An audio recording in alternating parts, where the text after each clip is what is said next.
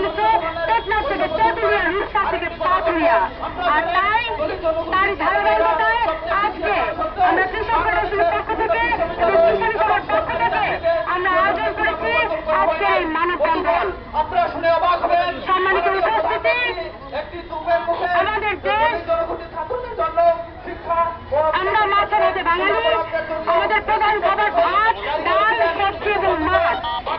আমরা যখন দালান কোঠায় বসে 3 বেলা আহার খাই, তখন আমাদের কৃষক ভাইয়েরা, কিষানী বোনেরা বৃষ্টিতে ভিজে, রোদে পুড়ে আমাদের জন্য ফসল ফলায়, আমাদের জন্য সবজি উৎপাদন করে। কিন্তু আমার প্রশ্ন, আমরা যখন খাই তখন আমরা তাদের কথা ভাবি? আমরা তাদের কথা ভাবি না। যদি আমরা তাদের কথা ভাবতাম তাহলে আমাদের দেশের কৃষকরা প্রতিটি ফসল উৎপাদনের জন্য ন্যায্য মূল্য পেতেন। আমরা জানি না, আমরা খাই, কিন্তু আমাদের দেশের কৃষক প্রতিদিন মরে, ঢুকে ঢুকে মরে, একটু করে মরে। কেননা তারা যে ফসল ফলায় সেটা ন্যায্য মূল্য পায় না। তার ন্যায্য মূল্য পায় না, কিন্তু আমরা সেটা ঢাকায় বসে, বিভিন্ন শহরে বসে অনেক দাম দিয়ে কিনি। এটা কেন হয়? এটা দালাল এবং ফরিয়াদের কারণে। তারা কৃষকের কাছ থেকে স্বল্প দামে কিনে সেটা শহর পর্যন্ত অনেক বেশি দামে আমাদের কাছে বিক্রি করে।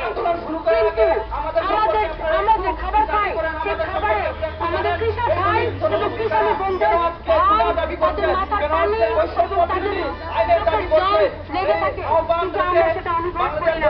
আমরা মনে করি কৃষক এবং কিষানী ওরা তো অনেক জানে না, ওরা খুবই নিম্ন শ্রেণীর।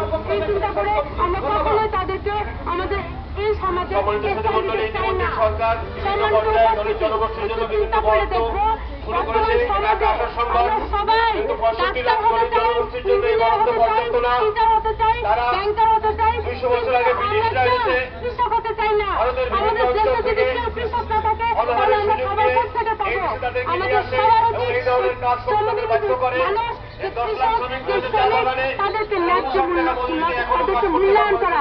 তারা যদি তাদের শ্রম পায় বলে যদি আমাদের জন্য ফসল উৎপাদন না করে তাহলে আমরা আসলে কিছুই খেতে পারবো না।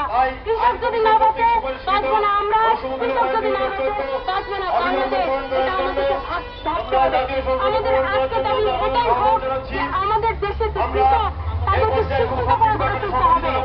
ডাক্তার, ইঞ্জিনিয়ার, টিচার, ব্যাংকার বাঁচবে না। কৃষককে শিক্ষিত করে তুলতে হবে। একজন কৃষক যদি শিক্ষিত হন তাহলে তিনি খুব সুন্দর উপায়ে, খুব সুস্পষ্ট হবে, তিনি প্রপার ওয়েতে ফসল উৎপাদন করতে পারবেন। তিনি কারো পদদলিত হবেন না। তিনি তার ন্যায্য পাওনার জন্য লড়াই করতে পারবেন, আন্দোলন করতে পারবেন, সংগ্রাম করতে পারবেন। আমি মনে করি নতুন ধারা বাংলাদেশ মনে করে বাংলাদেশের প্রতিটি মানুষ সম অধিকার পাক, সমানভাবে বেড়ে উঠুক। কারণ কৃষক যদি না থাকে ডাক্তার থাকবে না, কৃষকের শ্রম যদি না থাকে ইঞ্জিনিয়ার থাকবে না। আজকে বলা হয়েছে যে বাংলাদেশে 1,62,00,000 কৃষক পরিবার রয়েছে। পত্র পত্রিকায় বলা হয় যে প্রতিদিন আমাদের উৎপাদন নাকি বাড়ে, কিন্তু আমাদের প্রশ্ন হলো উৎপাদন যদি বাড়ে তাহলে আমরা থাইল্যান্ড থেকে, চীন থেকে, বিভিন্ন দেশ থেকে চাল কেন উৎপাদন করে, চাল কেন আমদানি করছি? সেটার উত্তর আসলে কেউ দিতে পারবে না। আমরা আমদানি করি স্বাধীনতার 43 বছর পর, আমরা আমদানি করি জানি না আরো কত বছর পর্যন্ত আমরা আমদানি করব। আমাদের দাবি হোক কৃষকদেরকে শিক্ষিত করতে হবে এবং আমদানি থেকে রপ্তানি বাড়াতে হবে। আমাদের রপ্তানি বাড়াতে হবে, কৃষকদেরকে ন্যায্য মূল্য দিতে হবে।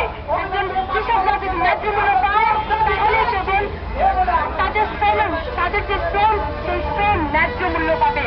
আমাদের উচিত, আমাদের শিক্ষিত সমাজ এবং নতুন প্রজন্মের উচিত কৃষকদের জন্য আন্দোলন করা, কৃষকদের জন্য বেরিয়ে আসা।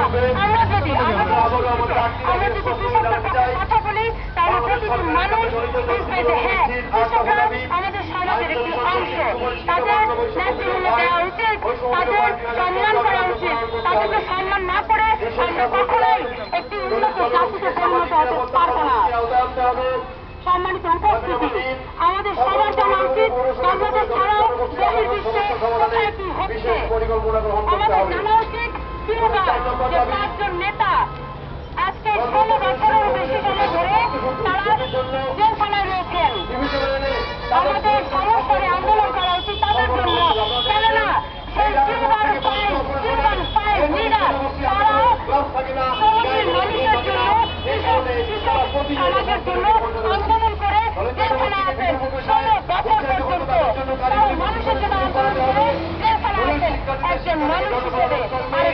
মানুষের জন্য আমাদের আন্দোলন করা উচিত। একজন মানুষ হিসেবে আরেকজন মানুষের জন্য আমাদের কথা বলা উচিত। আমি তাদের নাম বলবো: Antonio Guerrero, Gerardo Fernandez, Ramon নাভারিনো, free those Cuban three right now. Cuban ফাইভকে এখনই মুক্ত করতে হবে। একজন মানুষ হিসেবে বিশ্বের অন্যান্য দেশে আর সকল মানুষের জন্য আমরা আন্দোলন করবো, কারণ আন্দোলন একটাই। কি আন্দোলন? সেটা হচ্ছে মানুষের জন্য, শ্রমজীবী মানুষের জন্য এবং কৃষকের জন্য আমরা আন্দোলন করবো। তাই আমরা বলতে চাই, right now free those Cuban five. Bangladesh থেকে আমরা বলতে চাই, free those Cuban five right now, free those Cuban five right now. আপনারা সবাই আমার সাথে বলবেন, নতুন বাংলার সাথে যারা আছেন সবাই বলুন, একসাথে বলুন, free those Cuban five right now, free those Cuban five right now. কারণ আমরা একজন মানুষ হিসেবে, একজন শ্রমজীবী মানুষ হিসেবে আরেকজন মানুষ যে 16 বছরের বেশি সময় ধরে জেলখানাতে আছে তার জন্য আমরা আন্দোলন করবো। দিস ইজ হিউম্যানিটি এবং এটা আমাদের করা উচিত। তাহলে আমাদের দেশে যারা আছে আন্তর্জাতিকভাবে তারাও আমাদের জন্য লড়াই করবে। মানুষ আমরা বর্ণ কোনো কথা নয়, রং কোনো বিষয় নয়। আমরা মানুষ, আমাদের দুটো চোখ আছে, দুটো হাত আছে, আমরা কথা বলি। অতএব আমরা একজন শ্রমজীবী মানুষ হিসেবে আরেকজন শ্রমজীবী মানুষের পক্ষে কথা বলবো। অতএব free those Cuban five right now, free those Cuban five right now, free those Cuban five right now. ধন্যবাদ সবাইকে। জয় হোক নতুন বাংলা, জয় হোক শ্রমজীবী মানুষের। সম্মানিত সুধীবৃন্দ,